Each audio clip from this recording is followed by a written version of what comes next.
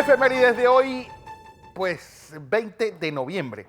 Hoy es el Día Mundial de la Memoria Transexual. Es una bandera pues celeste, pues rosada y blanca para que sepan pues que dentro de este abanico de, eh, de, de posibilidades de género, pues uno de ellos. Hoy también es el Día Internacional del Niño. Y pues en San Félix hay tremendas patronales.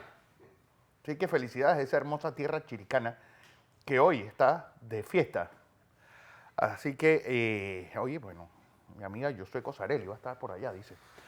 Bueno, vamos con lo que ha sido historia en un día como hoy, porque vamos a 1936.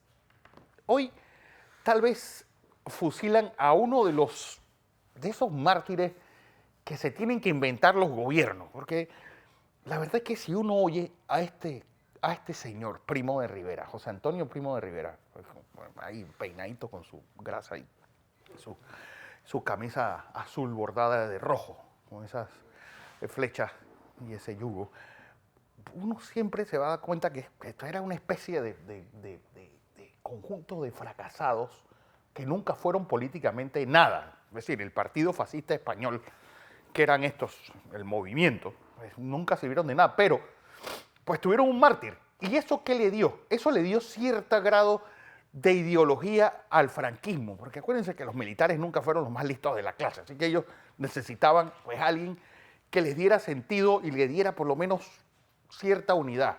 Y entonces se encontraron con esto, pues, y con el saludo ese fascista, con el canto ese de Cara al Sol. El himno de Cara al Sol era el himno del movimiento de José Antonio. Bueno, a este señor lo fusilan recién empezada la guerra civil.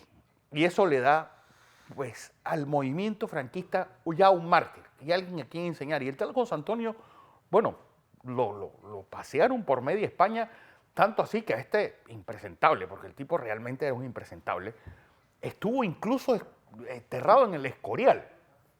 Y como dijeran los españoles, adivinen quién fue compañero de piso de Franco, ahí en el Valle de los Caídos. Se llevaron a Franco y se quedó José Antonio.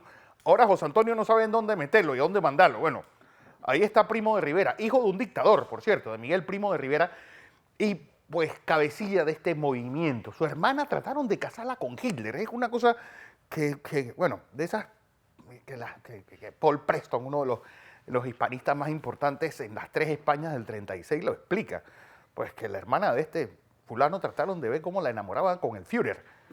Y a este, bueno, Eduardo Mendoza, este escritor catalán maravilloso, pues escribió hace muy poco un libro sobre las andanzas de este fulano con el resto de sus desarrapados, inadaptados, pues del movimiento franquista español, fascista español. Bueno, vamos a 1945, porque me quiero quedar con la frase de Robert Jackson, cuando dijo, nosotros vamos a reescribir los 10 mandamientos. Hoy inician los juicios de Nuremberg. ¿Y por qué los 10 mandamientos? Porque dentro de la guerra, y sobre todo una hecatombe como esta, 70 millones de muertos, pues hubo reglas básicas que se violaron. Y yo se los digo porque no solamente el juicio de Nuremberg, que la verdad es que las memorias del psiquiatra de la cárcel de Nuremberg son maravillosas para entender las personalidades de estos, hablando de desadaptados, desde Goering, que llegó con las uñas pintadas, pesando casi 400 libras, pues gente como Hjalmar Sachs, como bueno, Julius Steiner, que era total un desequilibrado mental, y gente que estuvo en esa cárcel y cómo fueron pues adaptando. Albert Speer, que yo creo que la mente más brillante de los que estuvo en ese juicio, pues, Brandon Papen, que no sabía qué hacía ahí, este católico que fue el partido bisagra que lleva a Hitler al poder en 1933. Todo eso vale la pena llevarlo. Es decir, ¿qué pasa cuando las naciones dan ese paso adelante y ya no solamente cometen crímenes contra la paz, crímenes contra la guerra, sino crímenes contra la humanidad? Después de la Primera Guerra Mundial se trató de hacer algo parecido, pero el Kaiser, él, pues para los que no saben, él se asila en Holanda. Holanda fue neutral durante toda la Primera Guerra Mundial Y él muere en Holanda. Se dedicaba a cortar árboles, el señor. Dicen que cortó casi 250.000 árboles en los 30 años siguientes de vida que le quedaron. Bueno, la cosa es que yo les recomiendo, no solamente, pues, hay una película del año 2000 que se llama El juicio de Nuremberg, sino que en Netflix ahora hay uno que se llama The Tokyo Trail, el juicio de Tokio, que trata sobre pues el similar que hubo con los crímenes de guerra ocurridos en Asia y que trata también, pues porque los japoneses también es que eran para darles de comer aparte, es decir, y es una cosa que también no se ha dimensionado como debe ser, lo que los nazis hicieron con los judíos, los japoneses lo hicieron con los chinos y de sobra. Es decir, sí, nosotros, y es lamentable lo que pasó con los 6 millones de judíos en la Shoah, pues en China hubo 15 millones de muertos civiles. Para decirles una cosa y dimensionar lo que pasó ahí, lo de Nankín, por ejemplo, o los experimentos que usó la División 746 en Manchuria, con poblaciones enteras. Vamos a 1949, porque nuestro siglo XX sigue siendo un gran enigma. Y este tal vez uno de los héroes olvidados, el doctor Daniel Chanis. Pues el hombre que le pide la carta de renuncia a Remón y a las 2 horas está votado.